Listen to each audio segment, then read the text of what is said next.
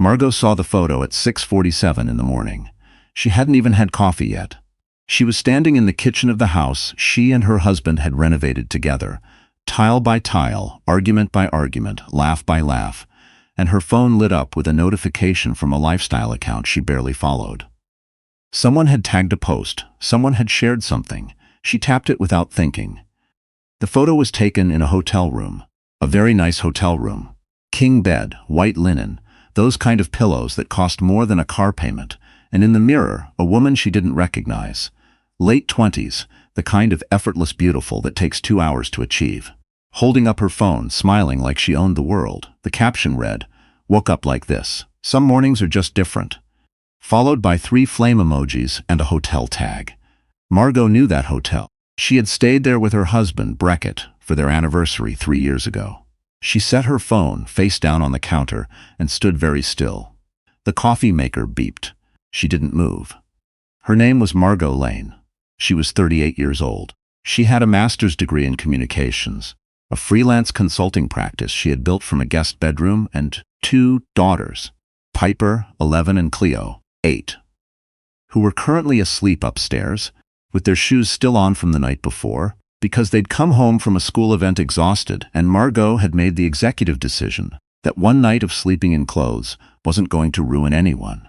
She had been married to Breckett Lane for 12 years. She picked up the phone again. She looked at the photo for a long time. Not the woman, the room, the specific lamp on the nightstand, the particular angle of the headboard, the art print on the wall, 2 abstract shapes in muted green, the kind hotels buy in bulk, that she had commented on to Breckett during that anniversary trip, saying it looked like 2 people arguing and then giving up. He'd laughed. He'd said, or 2 people finally agreeing. She put the phone down again. She poured her coffee, sat at the kitchen table, and listened to the house. Upstairs, she could hear Piper shifting in her sleep. The refrigerator hummed. A car passed on the street outside. She didn't cry. She didn't throw anything. She sat there with her coffee going cold and thought very carefully about what she was going to do next. She had met Breckett when she was 25. He was an architect, quiet, focused, the kind of man who noticed which direction the light came from in a room and oriented his whole life around that information. She had been drawn to that precision. She had thought it meant he was careful. They had built a life together the way you build anything worth keeping. Slowly, with attention, with the understanding that some things take time. They had the house, the girls, the arguments about whose turn it was to call the plumber, the vacations, where someone always got food poisoning, the Sunday mornings that were so ordinary they felt sacred. She had not been naive. She had noticed the late nights, the phone left charging in the car, the way he'd stopped telling her details, not lies exactly, just absences, spaces where information used to be. She had asked him, twice, calmly. He had said she was reading too much into things. She had decided to believe him because the alternative was something she wasn't ready to hold. That had been 6 months ago. Now she was holding it anyway. She waited until the girls were at school. Then she made a list, not of her feelings. She would get to those later, in whatever shape they decided to take. For now she made a practical list, the way she made lists for everything: client deliverables, grocery runs, renovation timelines. She wrote down what she knew, what she suspected, and what she needed to find out. She gave herself a deadline for each item. She treated it like a project. Her consulting practice had been built on one principle: information handled well is more powerful than emotion expressed loudly. She had told that to a dozen clients over the years. She had never had to apply it to her own marriage. She called her attorney that afternoon, a woman named Theodora Walsh, who was her age, wore blazers the color of lake water, and had a laugh that could strip paint but a mind like a steel trap. Margot had referred 2 clients to Theodora over the years. She'd never thought she'd need her herself. "I'm not filing anything yet," Margot said. "I just want to understand my position." "Smart," Theodora said. "Come in Thursday." She did not tell Breckett she'd made the appointment. She did not tell her friends yet. She did not call her mother. She did not post anything, say anything, text anything that could be screenshotted or misread. She went to school pickup, made dinner, helped Cleo with a science project about cloud formations. sat on the edge of Piper's bed, and listened to a very detailed recap of a friendship drama that had apparently been unfolding since Tuesday. She was present. She was entirely deliberately present. Beckett came home late, kissed her on the cheek, said he'd eaten. She watched him move through the kitchen and thought, "He has no idea what I know. He has no idea what I'm doing. He thinks this is just another Thursday." She found that was Ravenna Cole. It took Margot 4 days to confirm it. Not because Ravenna was hiding. She was not hiding in the slightest, but because Margot wanted to be certain before she moved in any direction. Ravenna's account was public. She was a brand consultant, mid-tier influencer. Roughly 29, she posted regularly about travel, aesthetics, what she ate for lunch at restaurants that had waiting lists. Her bio said, curator of beautiful things. She had, over the past 8 months, checked into 3 hotels in the same city where Beckett often had client meetings. She had posted about the best company and a night worth remembering. And once, memorably, when someone finally sees you the way you deserve to be seen. Beckett had listed in the shared family calendar. He had put it in the calendar. He had typed it in himself, Chicago client, Thursat, and driven 2 hours down the highway to a hotel with white linen and a lamp Margot recognized. She sat with that for a while. Then she opened a new document and started writing. 3 weeks later, Ravenna Cole posted again. It was a video this time.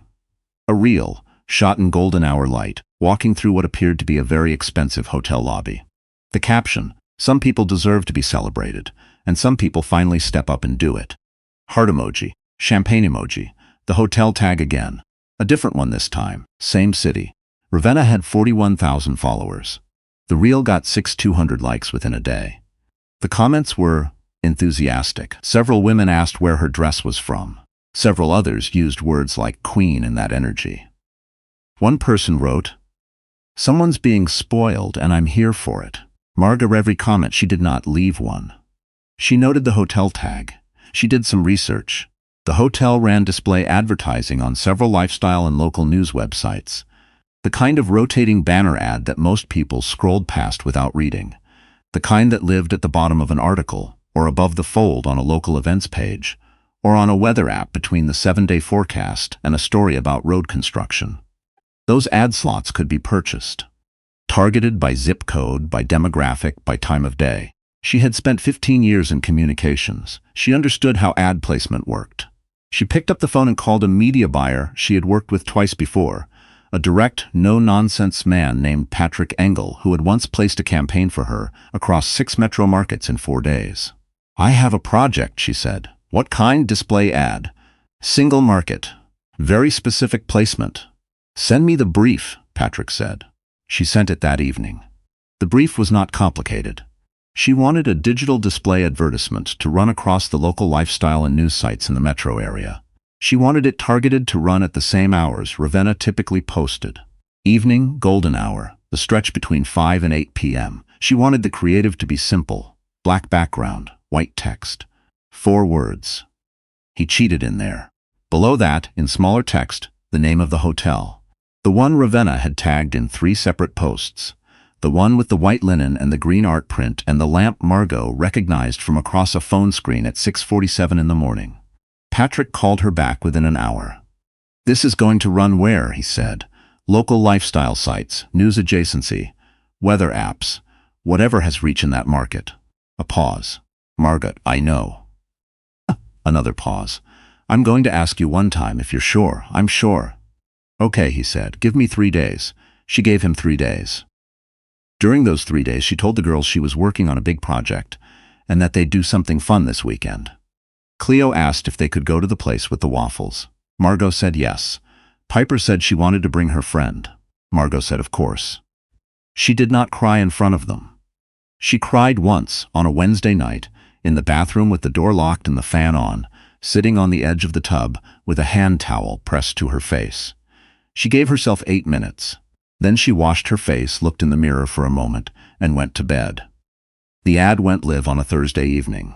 Margot was making dinner when Patrick texted her the confirmation. She looked at the creative was exactly what she had written. Simple. Clean. No name, no accusation, no hysteria.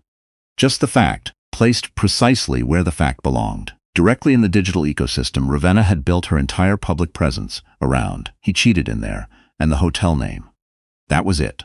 She put her phone in her pocket and finished making pasta. She found out about the response the way most people find out about things now. Someone screenshotted it and sent it to someone else, who sent it to someone else, and eventually it was everywhere. A local gossip account posted it with the caption, "Okay, but who did this and can they be my best friend?" A lifestyle blogger shared it with 3 fire emojis and 0 context. Someone in a Facebook group called Hot Takes and Hometown Opinions posted a screenshot alongside a screenshot of Ravenna's original hotel reel, and that post got 200 comments in 6 hours. The comments were largely as follows. "The wife did that. The wife found out." The wife replied. And she didn't yell, didn't make a scene, didn't get on Instagram live crying.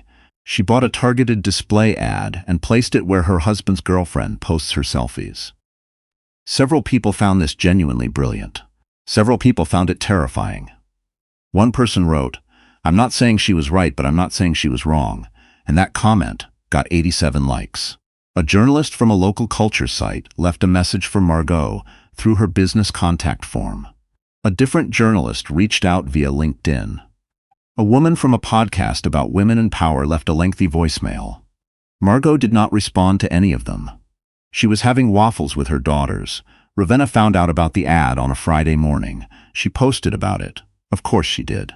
A story first, then a caption-heavy post, and the caption was long.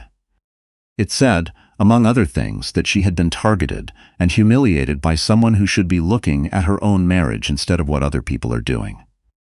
It said that she was a private person, which was interesting, given the 41,000 followers in the hotel check-ins and the champagne reels. It said she was considering her legal options. The response to that post was not what Ravenna had hoped for. The top comment, with over 200 likes, read, "Sis, you posted the hotel room yourself. You just didn't expect anyone to respond in the same language." Another one, "You called it a night worth remembering. Apparently someone else agreed." Another, "What legal options? You can't sue someone for telling the truth." Ravenna deleted the post after 6 hours. But the screenshots lived on, the way screenshots always do. Beckett found out from a colleague. He came home that evening in a state Margot had never seen before. Not angry, exactly, but fractured, like someone who'd expected solid ground, and found a drop. He stood in the kitchen doorway and looked at her, and she could see him trying to figure out what to say.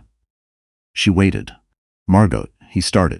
"The girls are at my sister's," she said. "I arranged it yesterday." He blinked. "How long have you known?" "Long enough." He sat down at the kitchen table, the same table where she had sat with her cold coffee 5 weeks ago, and put his hands on the surface like he needed to feel something real. "I was going to," he started again. "Please don't say you were going to tell me," she said. Her voice was even.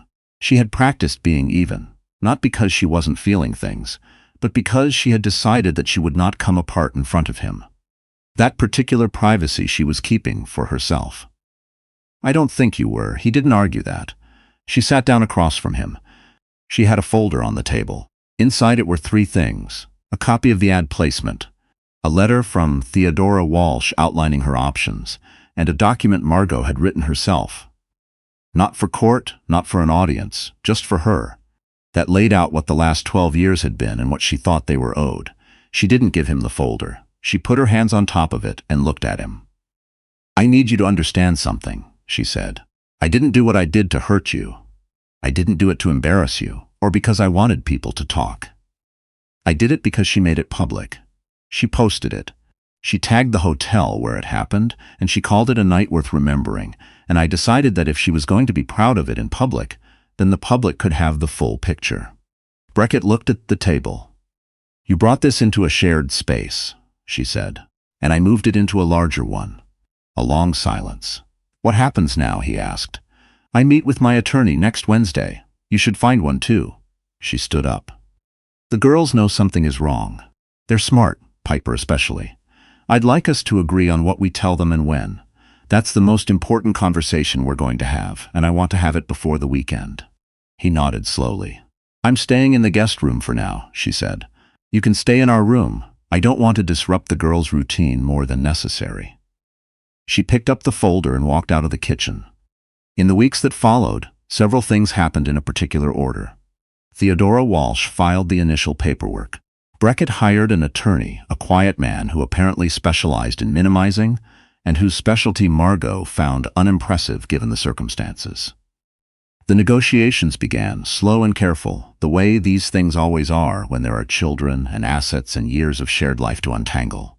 Margot told her daughters together, on a Sunday afternoon, sitting on the living room floor, because Cleo always felt better on the floor than on furniture when things were serious. She told them clearly, without jargon, without blame placed anywhere they could see it. She said that their dad and she had decided they needed to live differently. She said that love was complicated, and that grown-ups made mistakes, and that none of it, not one single piece of it, was anything either of them had caused or could fix. Piper asked if they were getting divorced. "We're figuring it out," Margot said. "That means yes," Piper said.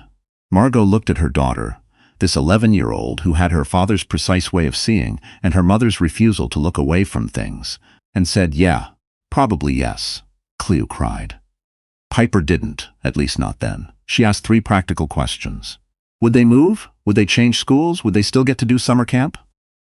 Margot answered each one directly. No. Yes. Later that night, she found Piper in her room with the door almost closed, sitting on the floor with her knees pulled up, staring at nothing in particular. Margot knocked on the door frame. "You okay?" she said. "I knew something was wrong," Piper said. "I've known for a while."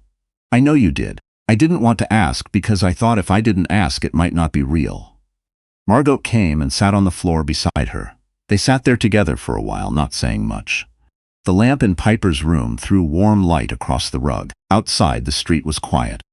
"It's real," Margot said. "But so is everything else. The house is real. Tuesday mornings are real. The waffles place is real. I'm real." She paused. "You're very, very real." Piper leaned into her slightly.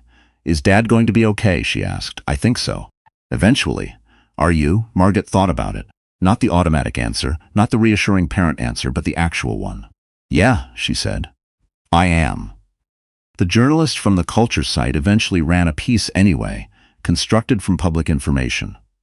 The screenshots, the comments, the brief flare of online conversation before it moved on to the next thing.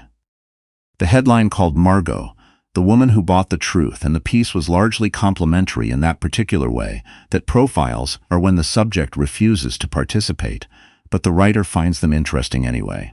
Margot read it once. She noted 2 factual errors and 1 framing she found reductive. She did not send a correction. Ravenna went quiet online for several weeks. When she returned, the content was different, less aspirational, more curated. The kind of careful rebuild that happens when someone has learned that what you make public can come back to you in forms you didn't anticipate. She never mentioned Margot. She never mentioned Beckett by name. She did post, once, a quote about moving through fire and coming out different, and several people in the comments told her she was so strong. Margot happened to see it. She felt nothing in particular. She was busy. By December, she had renegotiated 2 of her larger client contracts and brought on a 3rd. She had turned the guest room, the room she had slept in during those initial weeks, back into a proper office. She'd repainted it herself. On a Saturday afternoon when the girls were with Beckett, putting on a podcast she'd been meaning to get to for months, rolling paint onto the walls in a color called Quiet Afternoon that was a very specific shade of blue-gray she had been thinking about since September. The house was hers by agreement. She had expected to feel something definitive about that. Victorious or sad, or both at once. Instead, she felt what she actually felt, which was that the house was a house, and she had known every room of it for a long time, and it would do fine.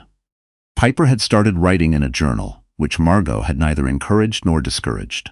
Cleo had gone through a brief phase of sleeping with every stuffed animal she owned, arranged in a ring around her, which Margot had also neither encouraged nor discouraged.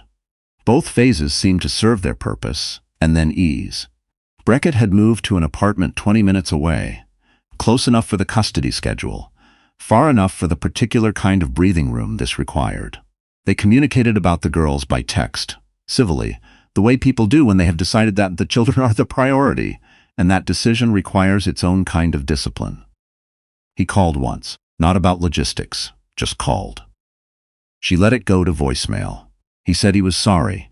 He said he knew that wasn't enough. He said he hoped she was okay. She listened to it twice, standing in the kitchen, coffee actually warm this time. Then she set the phone down and went to finish the thing she'd been working on. She was not the woman who had stood at the counter with cold coffee at 6:47 in the morning, though she remembered that woman clearly and felt no cruelty toward her. That woman had been holding something she hadn't known how to hold yet. She had held it anyway, and she had gotten through to the other side of it, and here she was. The ad had run for exactly 11 days before Patrick pulled it per the agreement. In those 11 days it had been seen, per the placement report he sent her, by approximately 84,000 people in the metro area. How many of them had actually read it, actually processed it, actually understood the context? She had no way of knowing. It didn't particularly matter. She had not placed it for them. She had placed it because something had been made public without her consent, and she had decided that the public record should be complete. That was all. She wasn't angry anymore. She had been for a period, a cold, focused, navigational anger that had actually been useful, that had propelled her through 5 weeks of research and planning and attorneys' meetings, and very careful silence. But anger as a permanent address is not a place anyone can live. She had moved out of it the way she moved out of the guest room, quietly, with her things in order when the time was right. On a Tuesday in December, she picked the girls up from school and they went to the waffle place.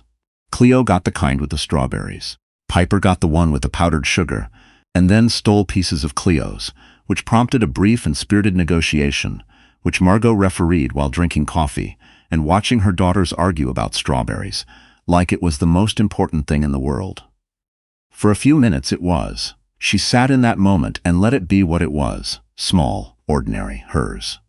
Outside the window, the city moved at its usual speed. People walked past without looking in. The afternoon light was going golden the way it does in December, that particular low-angle light that makes everything look like it's being remembered even as it's happening. She picked up her coffee.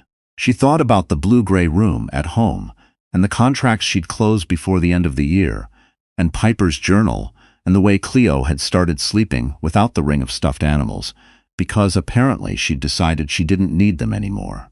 She thought about 12 years, and what they contained, and what comes after. Then Cleo said, "Mom, she's taking all my strawberries," and the moment shifted the way moments do, into the next one, and the next, each one its own complete thing, and Margot set down her coffee and turned her full attention to the matter at hand.